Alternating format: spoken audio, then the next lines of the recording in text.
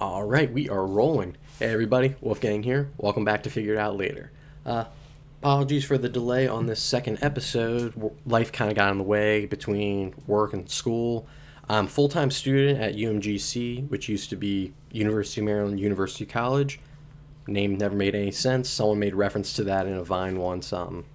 Sarah Shower, I think her name was. I used to follow her. She was actually really, really funny. But yeah, she made a really good Vine about it because she used to go to that school too. Um, Really cool. It's all online, even before everything with the pandemic started, which I enjoy. I don't like being in an in-person classroom. Gives me anxiety. I don't know. I don't know why my brain's weird. Um, I also work full time at the three-letter pharmacy chain, and we just started doing the Rona vaccine, and we were doing that Friday, Saturday, Sunday, Monday, and Tuesday.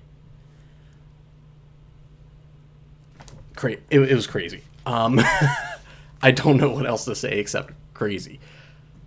My full shift, we are just dealing with hundreds of patients.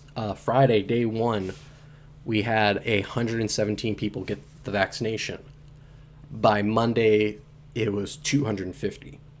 And Monday was probably the craziest because we had computer glitches. Everything went down twice at the beginning of the day and then in the middle of the day. And we had a large influx of patients, over 50 more than we're supposed to have. We're supposed to stay around 200 a day, and this was roughly 250, maybe more. I ended up losing track. Not only were the computer glitches, not only were there more patients than we were supposed to have, but the way we have it set up, it's kind of there's a check-in system.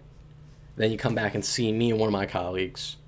You get the shot. You come back to me and my colleagues who observe for the 15 minutes, make sure there's no reaction to the vaccine. Pretty cut and dry. But it is a two-person job, especially if there's glitches in the system, especially if there's more patients than expected. And my friend had to leave. That was working with me. She had to leave at 4. And I'm like, okay, this is supposed to wrap up at 7. I'm sure I can handle this by myself for 3 hours. I ended up staying till 8:30, and I was not able to handle it by myself because there were a lot of Karens in that crowd that day. But it's crazy. I'm in a small town in Southern Maryland where we're giving the vaccine, and people are coming from all over the state saying, oh, I drove an hour and a half, oh, I drove 2 hours. It's crazy that I've meeting all these people that are like, oh yeah, I drove all the way from Frederick, which is like an hour and a half roughly from where I live. Or, oh, I drove from Towson. Oh, I drove from Westminster. Oh, I drove from Carroll County, Montgomery County. It was crazy to me. So I've been handling that, handling school. Been really stressed about that recently. I won't go too far into detail on that because it's a little boring. Um, where else was I going with this? Oh, yeah, and spending time with the girlfriend. We weren't able to spend time on Valentine's Day, but we did something the week before, which is when I would have recorded the other episode, and then life blew up. So I also realized in my first episode I didn't really explain the room I'm recording in. So this is now a studio room in our basement. I still live with my parents. This room used to be a playroom slash extra spare bedroom. You can see the little twin size mattress over here. If we end up having like a lot of company here, we have an extra bed right here that they can sleep in rather than having to get a sleeping bag or an air mattress or something to lay on the floor. We have this just in case. But yeah, this room used to be my playroom growing up, where I'd have all my Legos, all my action figures, all my toy lightsabers, my Darth Vader mask, all that kind of fun stuff. And as I grew up, like I had younger cousins that would come over as when I kind of grew out of the action figures and Legos for a while. they were still at that peak age, and so we kept it. So they could still like come over when they'd come for like long weekends or something. They'd come and they'd play. And my mom was a hairstylist. And if she had any friends come over for haircuts and they had kids, a lot of the family friends we have had little kids, they could come play with the Legos and the action figures and stuff. And as I got older, like I kind of looked back at all the cool toys I had, and just like, that stuff's like really, really cool. And we didn't get rid of a single one of my action figures.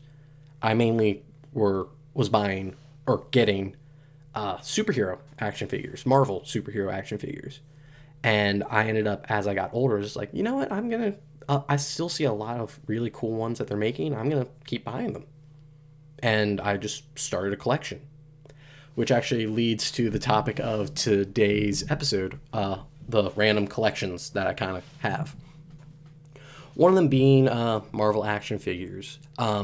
If you can't see behind me along the top here, me and my dad put together these shelves. So we put on display all the Marvel Legends action figures that I have. I lost count of how many I have, and you can't see in this frame all of them. And not even all of them are up there, because there are larger ones I have on a shelf over that way. But I love the look. I've always loved Marvel, and I love the look of the action figures that Hasbro makes, and how it's so cool that they could take a two-dimensional character that was in a comic book, make it into a three-dimensional figure. And some of them are like mimics of the movies, and they look pretty freaking close to the actual people that were in the movie. Excuse me. But yeah, always geeked out over Marvel, so I have a big collection of all that stuff. I have a list on my phone here of all the other collections I have. I'm going to list them off. Another big one that I collect and always want to expand on is hockey jerseys. I keep saying someone pointed that out to me, my friend Randy. I'm sorry, the ums are going to keep happening. That's how I normally talk. It's going to be hard to break, but I'm going to think about it every time I say it, and it's going to drive me crazy. Anyway, this is one of the many hockey jerseys I own. This is actually used to be my dad's hockey jersey. When I was little, we got matching Goofy Guardians ones. I was 6, 7, 8 when we got that, and I obviously outgrew it. We ended up selling at a yard sale, and I'm really bummed that we did, because I would love to hold on to that for the future. But my dad gave me his old one, and so I have it now. On the back it says 32? Yeah, 32. The year Goofy was made, yeah. So I think that's pretty cool that I have this one. It was the first hockey jersey I ever owned, and then I started building a collection. So I'm going to go down a list of the ones I have. I would bring them all down, but there's a lot of clothes I have to take from upstairs where my bedroom is, bring it down here. Yeah.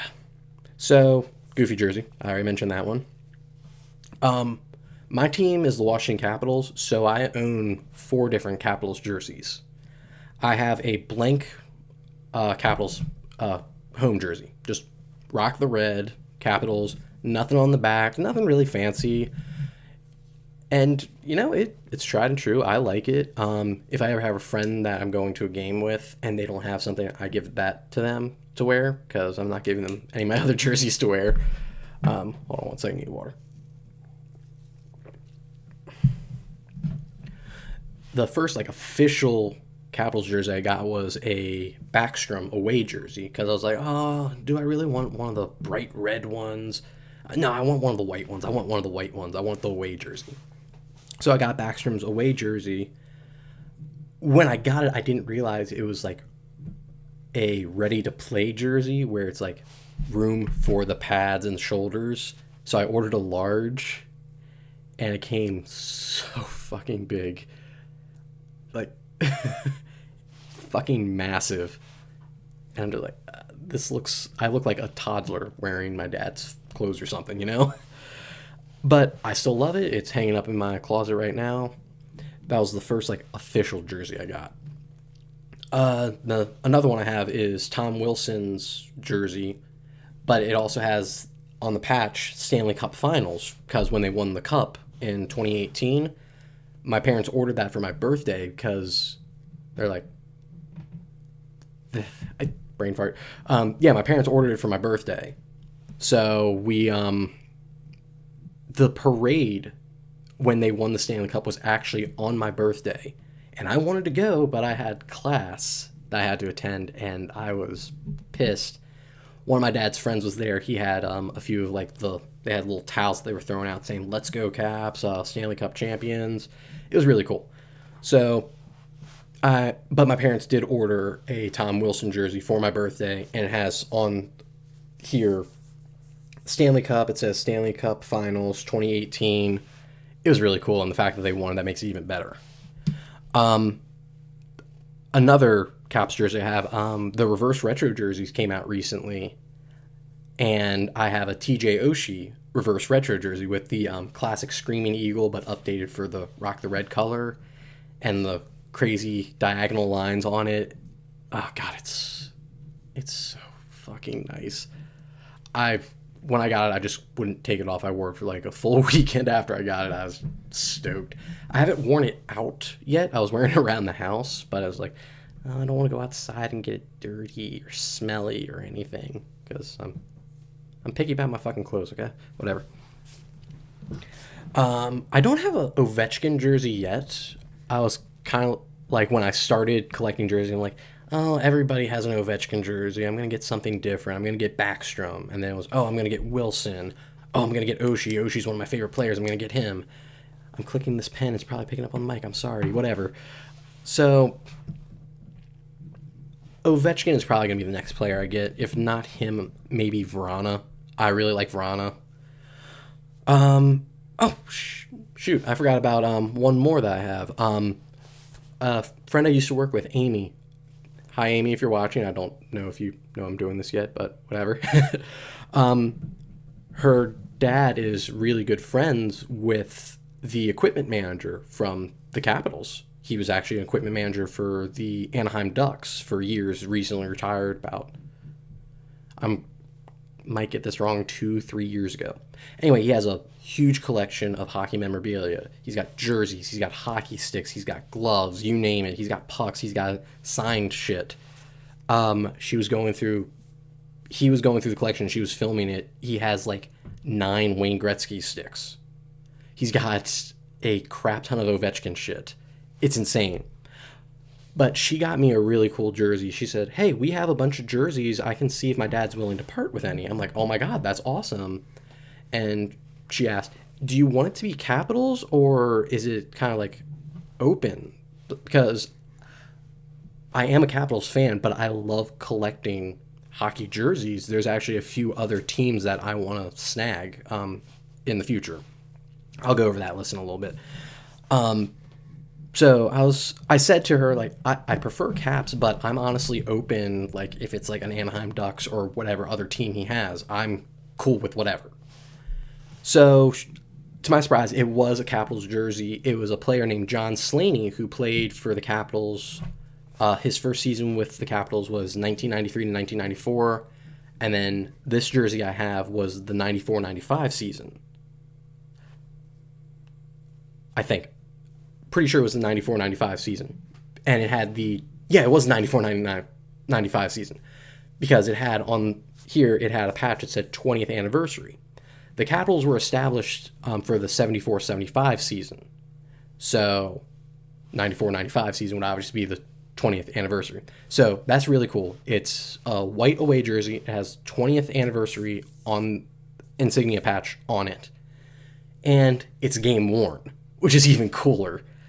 So that's a really cool piece of the collection that I have. I'm never giving that one up. So Amy, if you're watching, thank you. You and your dad, thank you so, so much, because that's a really cool piece to the collection. So he was number 28, if anybody wants to look up his stats.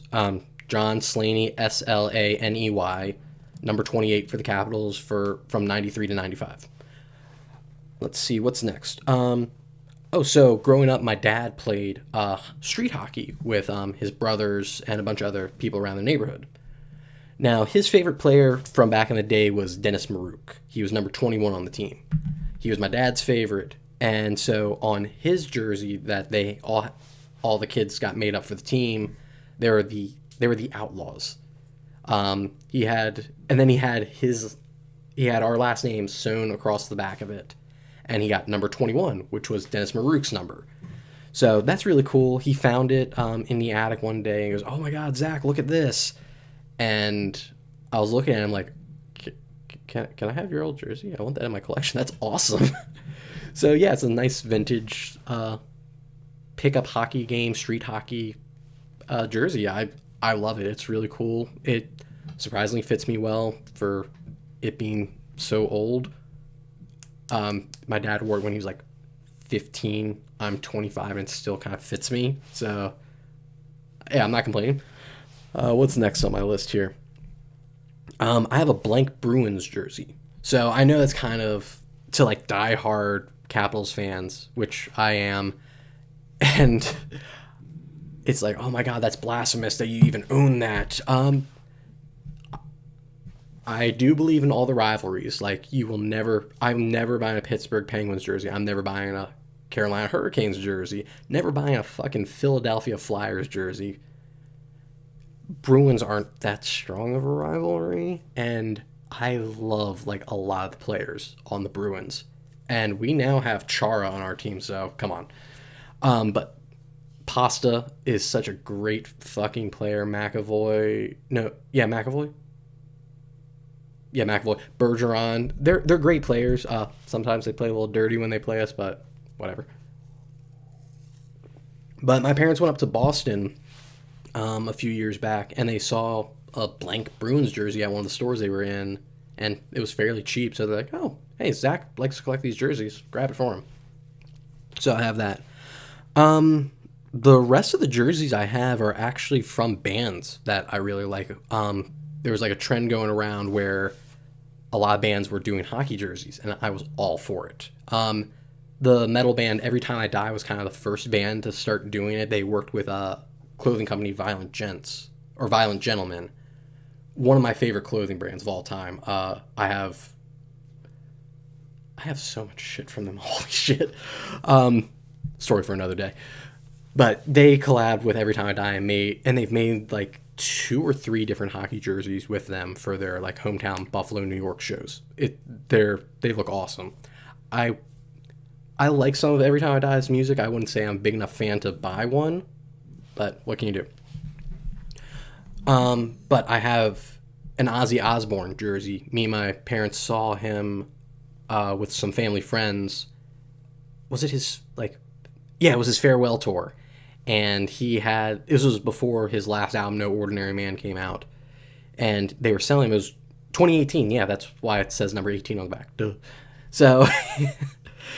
Yeah, so Ozzy Osbourne, it's bright red. It's got like a bat all across the front, and it says Osbourne across the back with the number 18 on it for the 2018 tour, his farewell tour. Another one I have, Papa Roach. And Papa Roach, again, one of my all-time favorite bands. Like, I will do a video about like my favorite bands or top 5 favorite bands. Papa Roach is number 1 for me. And I have a Papa Roach hockey jersey. It's kind of stylized like the LA Kings black and silver. They're from Southern California, so it makes sense that they would have that. God, I'm sorry guys. My throat's getting really dry as I'm talking. So Papa Roach, and it has 93 across the back. That's the year that they started. It's really cool. It was a pricey one, but hey, it was worth it. Again, this was a game-ready jersey that I did not know it was game-ready for pads. And so I bought large when I got it, and so it's massive on me. I've learned my lesson. Though. So there we are. Another band I really like, Beartooth. And I don't know if they've done any more hockey jerseys since this one, but when their first album, Disgusting, came out in 2012, they released a nice blue and white jersey with Beartooth written across the kind of diagonally like a Rangers jersey. And on the back it says, instead of Beartooth across the back, it says disgusting 12.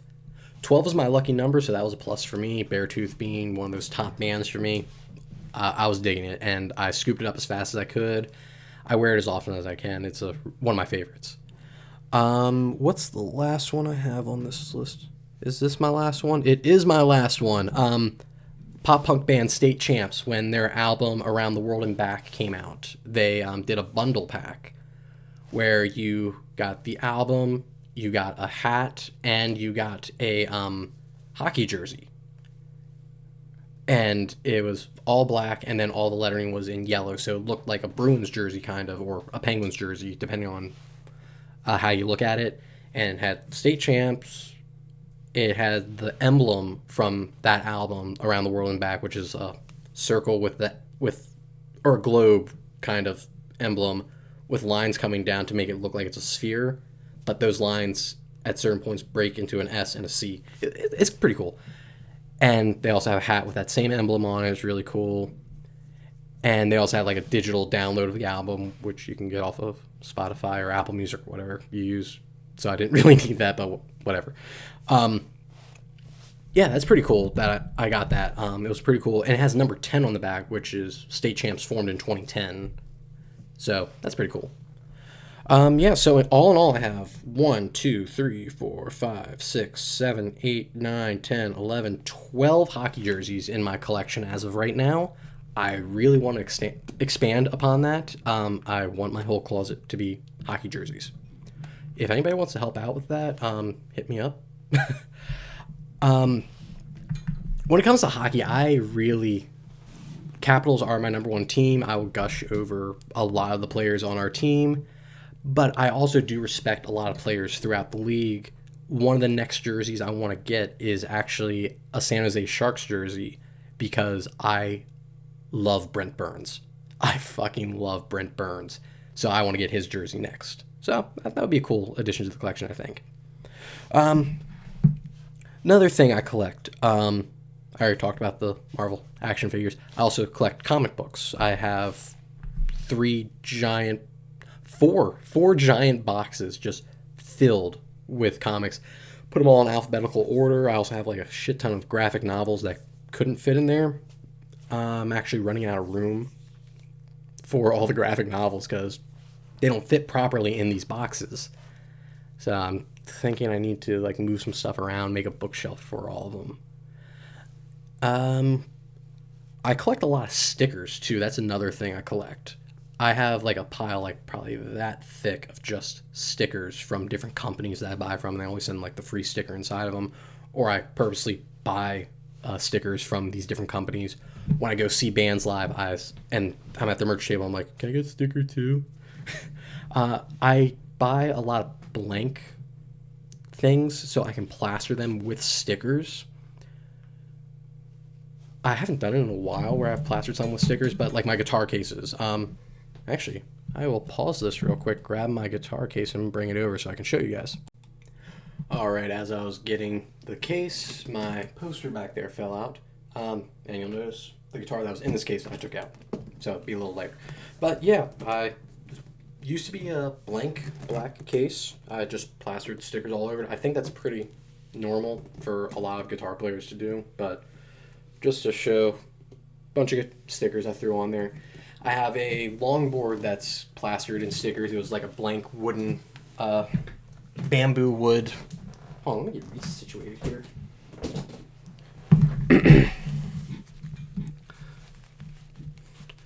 There we go, that's better. Yeah, it was blank bamboo wood longboard. I was just like, I'm going to customize it, threw a bunch of stickers on it. I have a guitar over here that is an Ibanez guitar. I just plastered it with stickers. It was plain black, plastered it with stickers. I just have a pile of stickers, and I don't know what to do with them anymore. And I'm kind of picky on where things go. Oh, I have a new cooler that I started plastering with stickers too. And yeah, I'm just really picky on where things go, so this pile has accumulated for a long, long time. So, what can you do? That is one of my guitars. It's a Schecter C1 Plus. The poster fell down. Did I say that already? I might have said it already. Whatever. Poster fell down when I was getting a bunch of stuff, so I couldn't get to sit back up to block the unfinished wall.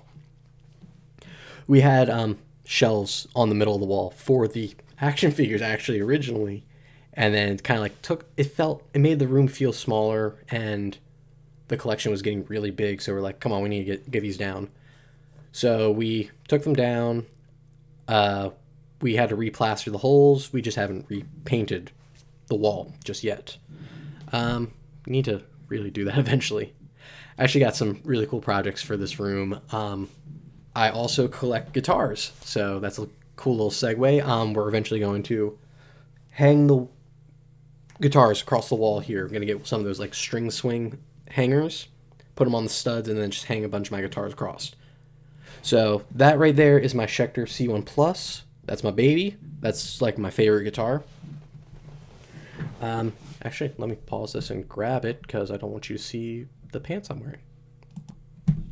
So, Schecter C1 Plus. This is actually not manufactured anymore, and it is my baby. I've played a lot of shows with this one. You can actually, if you look close enough, you can see a couple blood stains on the pickups that just won't come out. When I used to play in a thrash metal band back in high school, we would play like really fast, and the way I hold my pick, my thumb kept scraping against the bottom strings, and it eventually like would cut open my thumb every gig, and it would just bleed. I would just bleed. Pretty fucking metal, I do say so myself. A really cool feature about this guitar is it's a through neck, but instead of it being two separate pieces, which guitars, even if they're bolt-on or through necks, they're usually two separate pieces, but the through neck, it kind of like sets inside of it. If I'm thinking this correctly, I might be wrong. I might be looking like a complete dumbass on that. But this is actually all one solid piece of wood. There's no break or anything. This is all one solid piece. And I actually stumbled across this because when I was first playing guitar, I was really young. My parents gifted Epiphone Les Paul to me. It was a Christmas gift. And I was playing, I was like, oh yeah, I always wanted a Les Paul. And the tuning knobs, or the volume knobs and the tone knob, I was like kind of playing with them. I was just turning them up to see how loud I could get it, to see how it sounded through my amp. And it just chipped off. And we're like, oh. So we took it back to the place that we bought it at, and I was kind of like looking around, just like, oh, there are a lot of nice guitars around here. I don't know if I really want to get another one of these. I kind of got a little overwhelmed because it's just like, oh, do I get just another one of these or do I get another one? And this one caught my eye, and I really liked the belly dip in it. I'm really going full nerd in this episode. I hope you guys like it, because I might start doing more episodes like this if people enjoy it, if I get good feedback from it. So it's got the belly dip in it, so it kind of sits up against my ribs really, really nice. I used to be stick skinny. When I was younger, I was like, well, we won't get into that. I used to be super skinny. Now I'm chunky. I'm chunky. And the belly dip still helps with that. I like it a lot. So there's that, and it's got a coil tap on the tone knob, so it can go from a humbucker to a single coil just by kind of flicking it on and off. Really cool.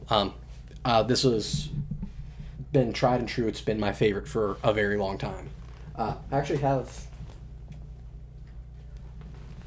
my guitars kind of lined up right next to me, so this is actually pretty perfect for this. The very first guitar I ever had, I think I got this when I was like, fuck.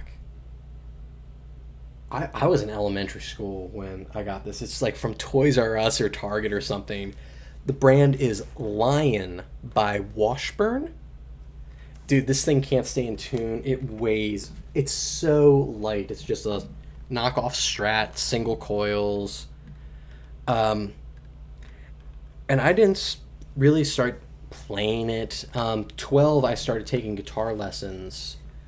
and this is the one I was using. And me and my dad asked my guitar teacher at the time, just like, well, what else should we get a new guitar? Is it worth getting a new guitar? And he said, oh, you need a new guitar.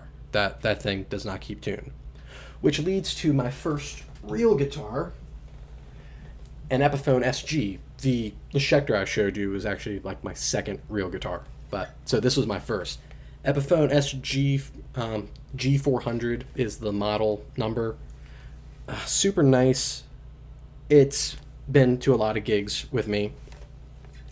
A lot of times this one would be in drop tuning that the other one wouldn't be. In my thrash metal band, we were in E flat standard for a lot of our songs, and then there was like 2 songs that we played that were in drop C sharp. This one would be in drop C sharp, while that one would be in E standard or E flat standard, just to kind of save time on the tuning.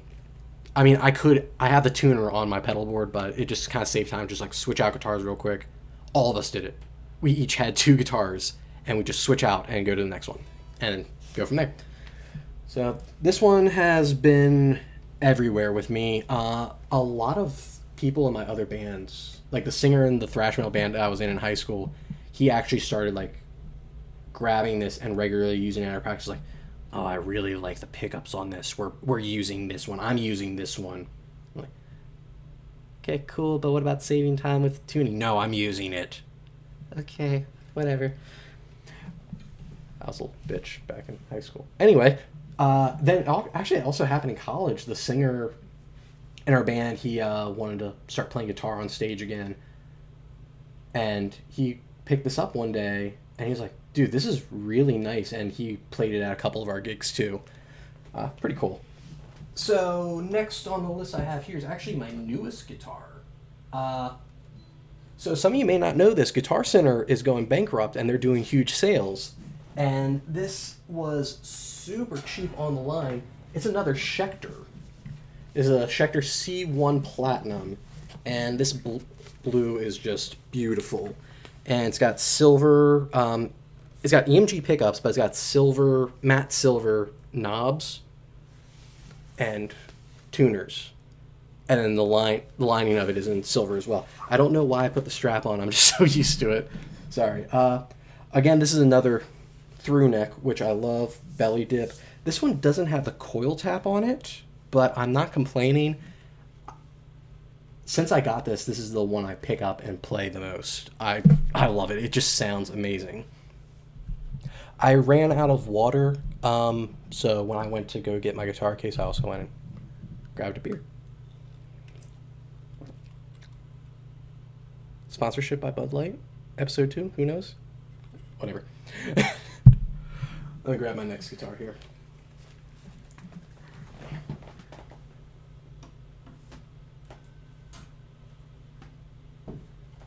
So this next one I got, I'm just taking off the headphones for now because I just keep leaning over.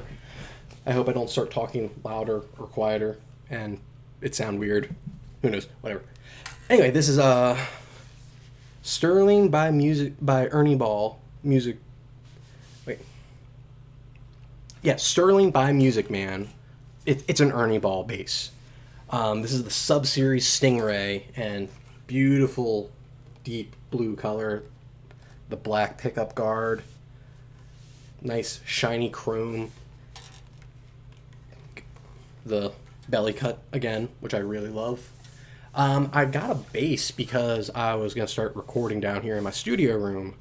I procrastinate really bad, which is kind of the theme of this episode and theme of another episode I want to bring up too. So we'll see. But I procrastinate so much. I haven't learned all the recording aspects. Like, as you can see from this, I'm just using the camera on my computer right now.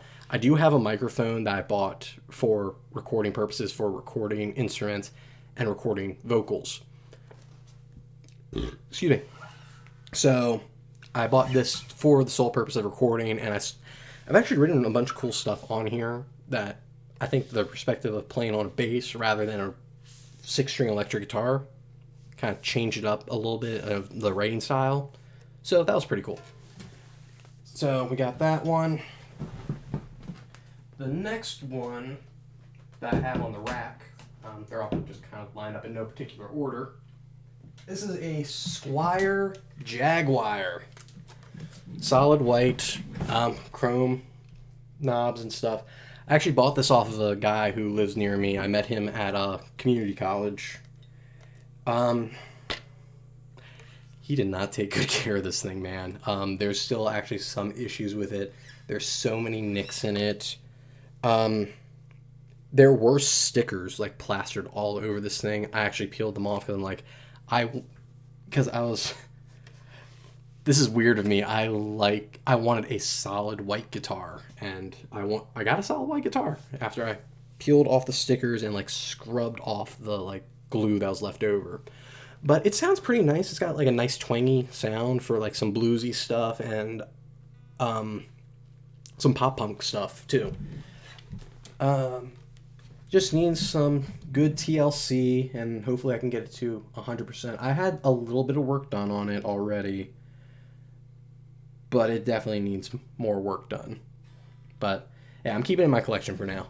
The last guitar that I have down here. Oh.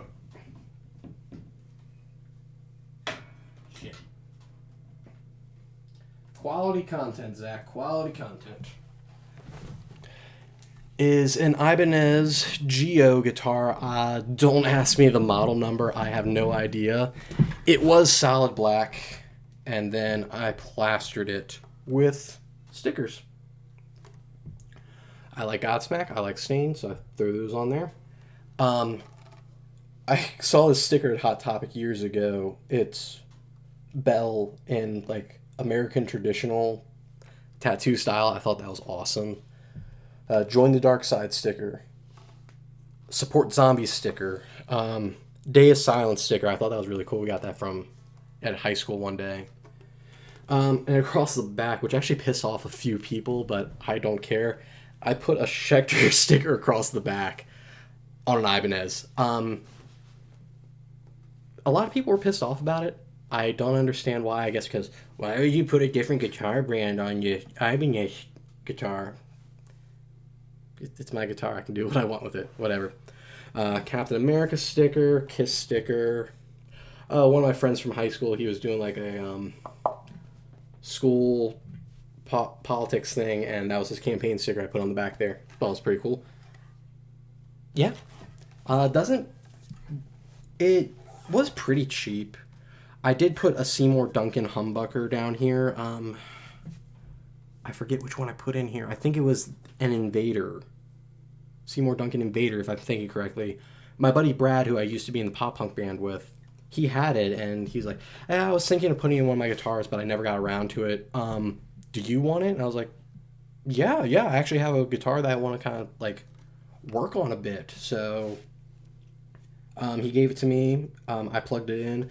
I actually have a post on my Instagram that kind of shows the how it sounded before, when I had like some like neon colored strings on here, and with the old pickup I changed the strings. I put in this. Me and my dad kind of like soldered everything. I'm not the best with tools. I'm learning a lot of new stuff. I've learned a lot over the years with my dad, but soldering I'm not the best with. So my dad did help me out a lot with that. So yeah, we did that. It came out sounding like a lot better, surprisingly, because I've always been told by guitarists like, oh, the pickups don't really matter. A lot of people try to tell you they matter, but they don't. But yeah, this bad boy actually did matter. You can see that they don't match up perfectly. This is the Seymour Duncan one down here, and it matters. So I do have an acoustic guitar upstairs that's really cool. It's a Fender acoustic. Again, don't ask me the model number. I don't know. I have another fake Strat, and it has the Heineken label on it. It used to hang up in a bar, and my neighbor got it from a bar owner when the bar closed down, but he didn't play guitar. And let me put this down. I'll finish the story.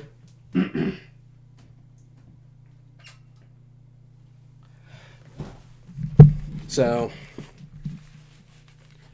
Yeah, he got it from a guy who used to own a bar. Bar closed down, and he was like giving away some stuff. And he gave away this Heineken Strat to my neighbor, and I was trick or treating with my cousins. I trick or treated till I was 14, 15. I was getting as much free candy as I could, and I love Halloween. I like to dress up and stuff. It's fun. It's fun, and I think this was the last year I trick or treated too. And I was walking around, and he goes, "Hey, you want a guitar? Yeah, how much? Free." So the next day I grabbed this guitar from him, and it's just been hanging on my wall since. It's not playable; it's wall art, but it looks good on my wall. Um, so the last guitar I have is a glittery gold Squire Strat, um, which some people go, "Oh, a glitter gold Strat? That sounds stupid." Other people be like, "Hell yeah, that sounds bright. I want it." What makes it special to me and makes it wall art that I'll never play is that it's actually signed by an 80s rock band that my parents grew up listening to and have taken me to see 10 times now. Band from Maryland called Kix. Kix. They're awesome. If you like that hair metal, the glam metal, the hair band of the 80s, they are top notch. They were underrated back in the day, and now they're like selling out wherever they go. They released a new album a few years ago, and it's like solid. I've met them a couple times. They're really cool. Their sound guy, I'm sorry, my mom grew up with the sound guy. They were like childhood friends and stuff, or family friends.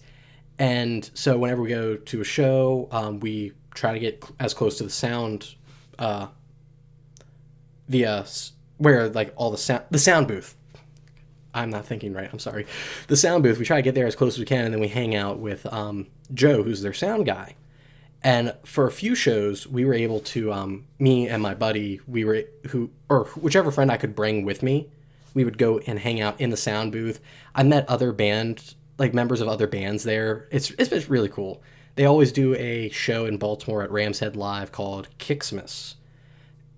We go every year. We haven't been able to go, obviously, because Rona, which sucks. But we'd always go with like my cousins, a couple of my friends, family friends. We'd all meet up there and have a great time. It was a lot of fun. So that's it on the guitar collection. Another collection I have, hats. I grabbed this one because it matched the jersey, but this is like one of my least favorite hats. I have 31 hats up in my bedroom. It's a bit of a problem. Whatever. I like hats. I like wearing hats. Cool thing, one of the hats that I have upstairs, I'm going to keep saying hats until it doesn't sound like a word anymore. That'll be nice. No, it won't. I don't know what I'm doing now. Anyway, hats.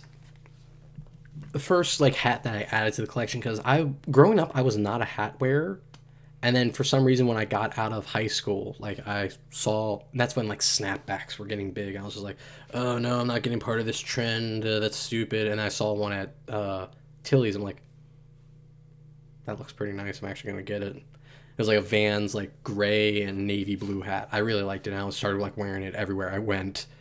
And I went to see Story of the Year in Baltimore. It was their 10-year anniversary of their first album, Page Avenue. So it was the Scream It Like You Mean It tour. This was November of 2013, because this is when I was away in Virginia in college. So me and a few of my friends went to this concert, and we got VIP. And so we got to meet the band, take a picture with Story of the Year, and they were signing posters. And I said, hey, could you I want to hang up the poster in my room and everything. You don't need to sign it. Could you sign my hat instead? And they're like, oh, yeah. And so they signed the bill of the hat. And they're like, we're still going to sign the poster too. So I'm like, oh, awesome. So I actually have like the signed posters hanging up in my bedroom too. That's really cool. Anything else on my list? Yeah, no, hats was the last thing I was going to mention about collections. A couple of those things I actually didn't write on my list on my phone, but I'm trying to help myself a little bit here by kind of writing down little talking points to make sure I don't stumble too much as I'm going and I don't like wander off track.